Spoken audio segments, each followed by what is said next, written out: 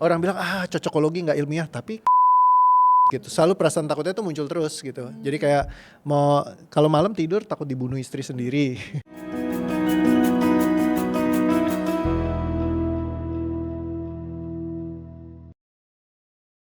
Pertanyaan kedua. Jadi bicara energi, vibration, tadi nggak nempel, nggak ketepak segala macam. Terus emang benar ya kalau orang udah di level itu, di taraf itu kayak Coach Reo, jadi gimana sih emang segitunya ya masalah jadi kayak selewatan aja atau nggak pernah datang atau makin banyak masalahnya? Aku tuh penasaran aja. Terus sama how to handle ya. Jadi kalau misalkan vibrationnya dia lebih oke gitu ya, mungkin kalau ketemu challenge itu satu, kalau misalnya kita memang udah selesai dia nggak ngundang lagi.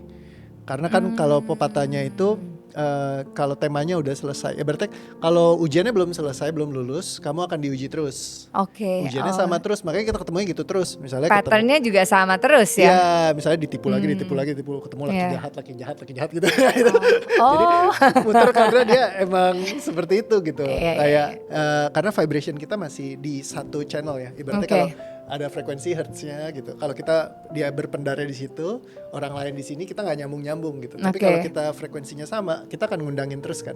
Kayak gitu tanpa disadarin, tanpa sengaja. Ini kalau bicara tentang energetik gitu. Orang bilang cocokologi nggak ilmiah, tapi kebetulan mirip gitu. Dan kalau dicocok-cocokin, ya ada aja terus yang dicocokin gitu. Ketika match energinya ke misalkan ke vibration yang lebih positif, segala macam, ketemunya orang-orang yang vibrationnya oke juga gitu. Kalaupun masa itu yang dirasain gitu? Iya, selama gitu. Sudah transformasi jadi sekarang ini. Ya, jadi lebih banyak ketemu yang hal-hal orang yang contributing yang positif, dan kita jadi bisa punya sense-nya juga ketika orang ini contributing atau enggak, ya kan? Jadi bukannya berarti semuanya yang datang pasti akan contributing ke kita, enggak. Tapi ada juga yang ini yang secara energetik kayaknya nggak tahu ya, ini orang kelihatannya oke, secara bisnis bagus, tampangnya perlente, tapi kayak ada yang kita nggak bisa match nih.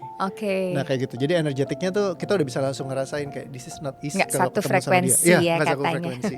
Kita mungkin jadi bisa lebih ngeliat siapa yang mau kita ajak kerja sama gitu. Kalau kita kerja sama dia kira-kira 5-10 tahun ke depan bakalan seperti apa kayak gitu. Jadi kayak dari sense-nya aja tuh kita udah bisa ngerasain beda.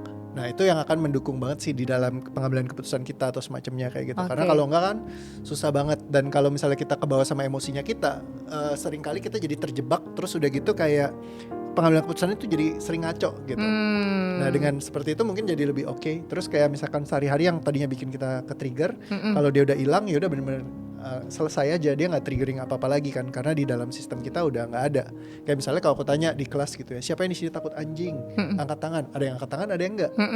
Terus siapa yang di sini takut nyebrang jalan? Ada yang angkat tangan, ada yang enggak. Kalau diangkat siapa yang di sini takut tinggi? Ada yang angkat tangan, ada yang enggak.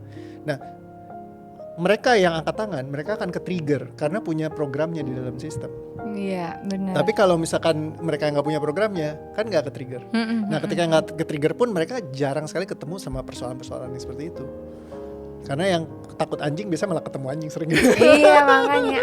Iya lagi. Jadi gue berasanya kayak lo tuh nggak perlu menghandle sesuatu ya, karena emang semuanya sudah begitu adanya gitu, kayak ya nggak ke-trigger sama ada sesuatu terjadi segala macam, kayak nggak perlu di-handle lagi, emang sudah automatically kayak lepas aja gitu, kayak orang-orang yang jelek pergi gitu, maksudnya kayak gitu ya.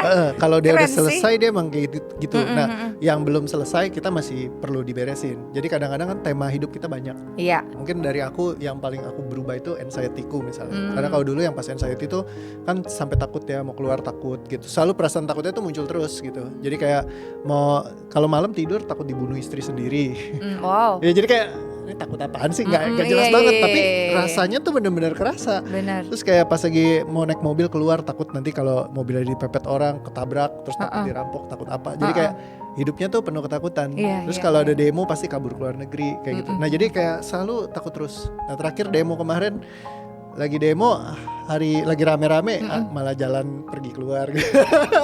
Karena udah beres itu karena ya. Udah beres. Kalau nggak dulu wah gila jangan kan keluar gitu pasti muter-muter di situ.